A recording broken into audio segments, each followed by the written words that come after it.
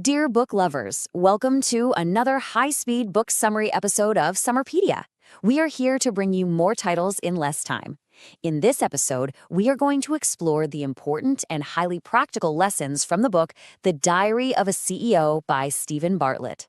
Now, this isn't just another business book. It's more like a raw, unconventional playbook with 33 laws for success that apply to both business and life. Let's break down some of the key lessons. Right from the start, Bartlett hits us with this powerful idea. It's a simple but, incredibly profound reminder that true, lasting success, it isn't built on external tactics. It's built on a rock-solid internal foundation. It all starts from within. Okay, so how do we actually build that foundation? Well, Bartlett gives us a framework of 33 laws. But these aren't just quick business hacks. They're deep principles for life, and they're all grounded in psychology and his own pretty intense real-world experience. We're going to explore them through what he calls the 4 pillars of greatness. Bartlett basically argues that if you want to build something truly great or become someone great, you need to achieve mastery in 4 key areas: the self, the story, the philosophy, and the team. This is his roadmap to excellence, and it makes a ton of sense. Now, the book kicks off with the self, but for this explainer, we're going to pair it with the story. Why? Well, because they're really 2 sides of the same coin. It's all about first building that solid internal foundation, and then learning how to effectively communicate your value to the world. And Bartlett immediately hits us with this super counterintuitive law about marketing. He argues that the most absurd, the most seemingly useless quality of your brand is often the very thing that makes you unforgettable. It's what defines your entire identity. I mean, think about it. Nobody goes home and talks about the functional desks at an office or the clean sheets in a hotel room. But they will absolutely talk about the company with a giant slide in the lobby or the hotel that puts a beer fridge inside the shower. These absurdities are like marketing shortcuts. They scream fun, rebellious, or innovative without having to say a single word. So the key takeaway here is that these unique quirks aren't just noise. For a company, or even for a person, they're these powerful signals that just cut through all the clutter and make you memorable. It's the useless detail that's actually doing all the heavy lifting. This leads perfectly to another crucial law in the story pillar. In a world that is just saturated with information, your message is always at risk of becoming invisible wallpaper. Bartlett argues you have this tiny, brutal little window to grab someone's attention. And get this, our average attention span is now officially shorter than a goldfish's. That means your first sentence, your video's thumbnail, your email subject line, it's not just an intro. It is a do-or-die moment to prove that you are not wallpaper. So, you've built your foundation, you know how to tell your story. Now we get to pillar 3, the philosophy. This is all about adopting the mindset of a winner, a mindset that actually embraces failure, challenges assumptions, and really thrives under pressure. Here's another idea that just flips conventional wisdom completely on its head. We're taught to avoid failure, right?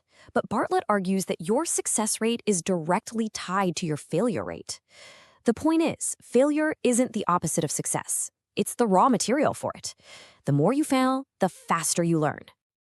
He tells this great story about 2 brands he advised. One was just paralyzed by bureaucracy, taking almost a full year just to approve one new idea. The other brand? They launched the same idea that same day, and it was a huge success. By the time the slow company finally got moving, the opportunity was long gone. The real risk wasn't failing. It was the time they wasted being afraid to fail. This just proves that while we often fear making the wrong move, the biggest failure is often not moving at all. And to help with that fear, Bartlett introduces this really powerful tool. Instead of just visualizing success, he wants us to visualize failure. It's called the pre-mortem. And instead of asking what could go wrong, you force your team to imagine the project has already failed spectacularly. You then work backwards to figure out what killed it. This simple shift in perspective, it just bypasses our natural optimism bias and uncovers all these hidden risks you can now solve for. And that brings us to the final, absolutely crucial pillar, the team. You can have a strong self, a compelling story, and a winning philosophy, but you can't build anything truly massive all by yourself. This is all about scaling your vision through other people. This is such a game-changing mental shift for any leader. Most of us are trained to ask, okay, how can I solve this problem? But the most effective leaders and founders, they ask a completely different question. Who is the absolute best person on the planet to solve this for me? This quote from Steve Jobs just captures the spirit of this law perfectly. It's about leveraging true expertise. Bartlett even shares a story where Richard Branson admits that at age 50, he still didn't understand the difference between net and gross profit. His success came not from knowing everything, but from hiring people who did. So these are just some of the key laws. But what gives them so much weight? Who is Steven Bartlett, and why is his perspective so relevant right now? Well, his own incredible journey is the answer. His story is just remarkable. He's a university dropout who built a social media marketing empire from his bedroom. He went on to host Europe's biggest podcast, become the youngest ever investor on the hit show Dragon's Den, and co-found multiple tech companies. The point is, his principles aren't just theory. They were forged in the fire of modern entrepreneurship. So let's bring it all together. If you want to apply these ideas today, here are 3 of the most powerful laws to start with. First, always fight for those first 5 seconds. Second, when you face a huge challenge, stop asking how and start asking who. And third, before any big project, run a premortem to kill your worst ideas before they kill you. And we'll leave you with this final question from Bartlett himself. It's a powerful call to action that reminds us that greatness isn't about some grand gesture. It's about the small, consistent, and intentional actions we take every single day. Thanks for watching. Don't forget to like, comment, share, and subscribe for more high-speed book summaries from Summarypedia.